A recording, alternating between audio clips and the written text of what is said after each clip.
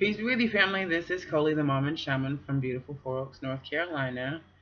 I am in Marion, Arkansas today. I will be heading to Tennessee, Memphis. I think I'll most likely be in West Memphis, Arkansas. Then heading to Tennessee. I'm doing some train the trainer stuff, so I'm learning how to teach folks this stuff that I've been working on. So, yeah. And so I'm just doing a video blog. I'm taking a day of rest, and I rested really well last night. I got up this morning. I dropped my apple. I got up this morning and just kind of like I don't have any place to be today. So that's pretty good. Just figured I would chill and enjoy some time by myself. Listen to the conference call from work and just yeah. So I was thinking about what it is I want to do.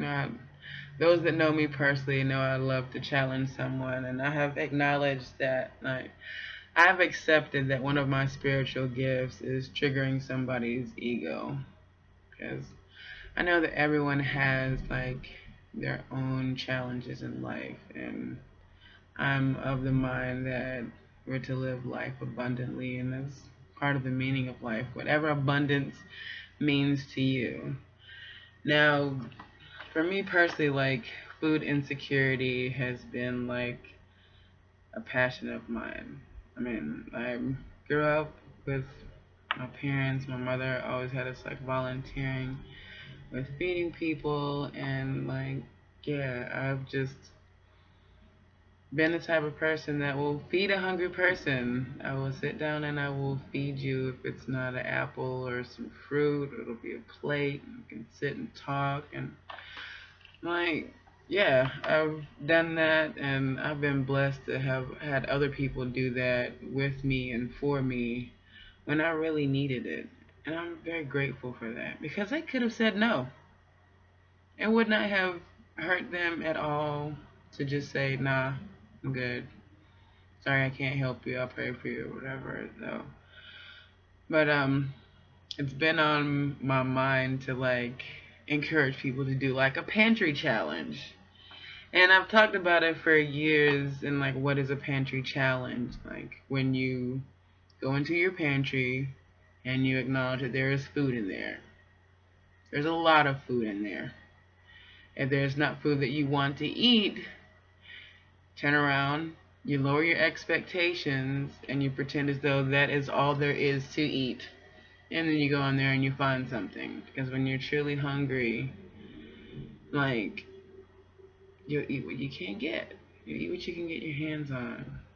And I've actually not only seen, I've been a person that's had to eat what other people would consider garbage. I have friends or have met people who have had to eat out of the trash and to sustain themselves because they didn't know where their next meal was coming from. And I've had times in my life where I didn't know where my next meal was coming from. I knew that I was going to eat. I knew for sure that I wasn't going to starve, but I didn't know for sure where my next meal was coming from. So, as we talk about and welcome in this time of abundance in our lives, remember how abundantly blessed you truly are. And I challenge you to eat the food in your pantry. Look at your food budget. Track the numbers. See how much you actually spend in a week, in a month, on food. Then look around your house and see all the food that's there. If you have bugs, I'm of the mind that's a symbol of abundance. You've got something for them to eat. You're supporting that other ecosystem with the food that's dropped or wasted or whatever that's there for them to eat. But look into your pantry. Acknowledge that you have a lot of food there. Take the time to get real with the numbers of what it is you are spending on food. Commit to cut that in half. Take part of that money and donate it to a cause that you're passionate about. and part of that money to save or pay down your own debt, because you're not spending your own money, you're spending God's money. You're abundantly blessed with that, and when you can look at it like that, it can change the way that you see the world. I was thinking the other day, I was like, man, like, yeah, I can't. I was really struggling to remember the last time I spent some money that I was like, oh yeah, I did spend some money. And I was like, I wasn't spending my own money. I was spending God's money. And I look at it like that, like I do my best. Like, yeah, I'm wasteful sometimes. But my son asked me one time if I'm a skinflint. I'm like, cheapskate, skinflint, whatever you want to call it. Like, yeah. But I managed to do a great deal with the little bit that I have. And said if you can be faithful in the little things, you'll be made ruler over much. And there are a lot of people that are ruling over a whole lot more than they think they have, but for not being aware of where their money goes, what they're spending it on, in ways that they can actually like still enjoy life with less. You don't need money to have fun, but you can have a whole lot more fun when you have more money. You can have a whole lot more fun when you have less worries. You just have to manage your resources accordingly.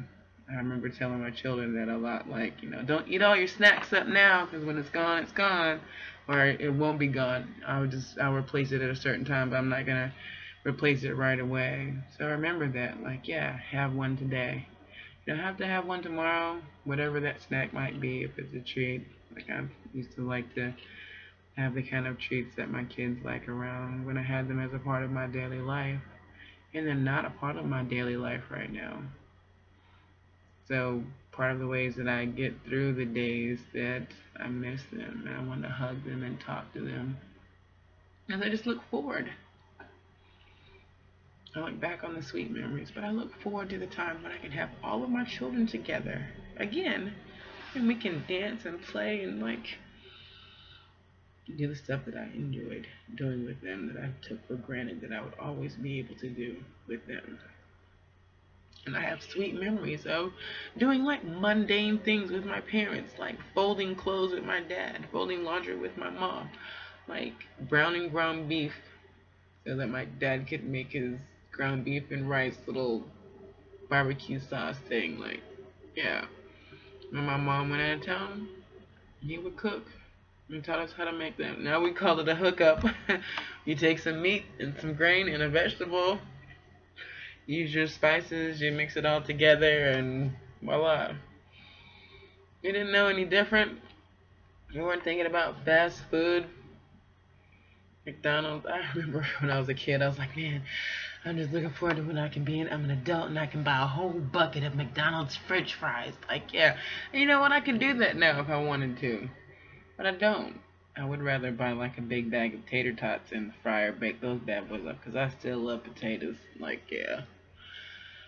But at any rate, this is just my rambling, brainstormy kind of pre-thing. I don't know if I'm actually going to post this or not. I probably will. I mean, why not? This gives you an opportunity to see me just thinking out loud, talking to myself.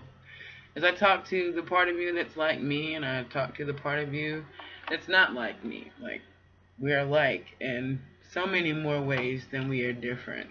And when you can learn, or when you choose to learn, because everybody can learn.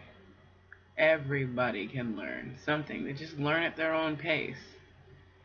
Being able to or working towards living in a state of compassion so profound that you can give respect where disrespect is perceived, and understanding that it's not about you, it's about what purpose it is you are sent to serve. Like, okay, there are some people who are well within their purpose to be troublemakers, and I'm a peacemaker, but I make trouble at the same time because my peace is not like everybody else's peace, because it surpasses understanding, because I have a level of understanding that not everybody was taught the same thing. Not everybody receives love the same way that I can give it. Some people don't like my brand of love. Some people love it. You just have to love yourself enough to accept yourself the way that you are. Be willing to grow and learn so that you can be the highest version of yourself. If you're not satisfied with your life, give it time. Give yourself some grace. Cut yourself some slack. Know that wherever you are, you're in the right place for some reason. To teach or to learn or just observe. So I hope that this has been an encouragement to you. Again, my name is Nicole. My friends call me Coley. I'm the mom and shaman from beautiful Four Oaks, North Carolina. That spiritual title is the title of the title is a joke my daughter made when I told her that I was studying different types of spirituality as a part of just accepting and moving within the realm of being on a spiritual journey. And I liked it. I thought it was, it had mom and man in it. And as I strive to understand myself, my femininity, my masculinity, my creativity, my destructiveness, like my hopes, dreams, aspirations, my fears, faith, and fellowship, all of the things that are aspects of life and what it is I hope to be able to contribute to the world.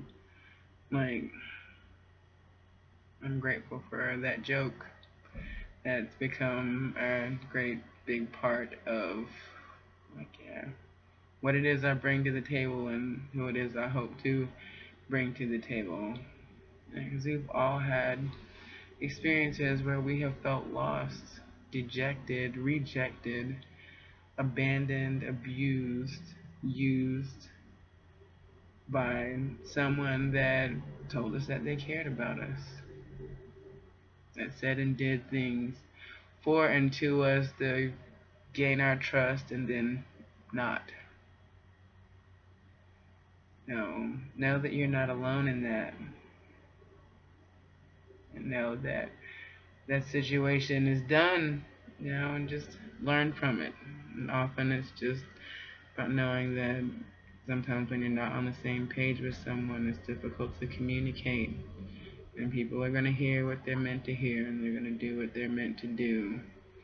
But all things are working for your highest and best good in some way.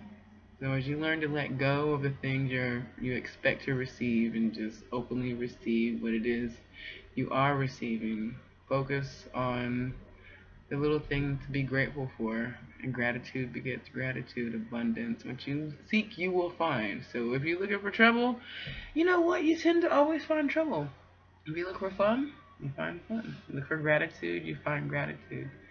You look for beauty, you find beauty. And your duty is to be on the battleground, slim, fat, moist, juicy, whatever, fruity, salty, sweet, whatever it is, and the people that you meet. My goal is to show them love. Do I succeed every time? No.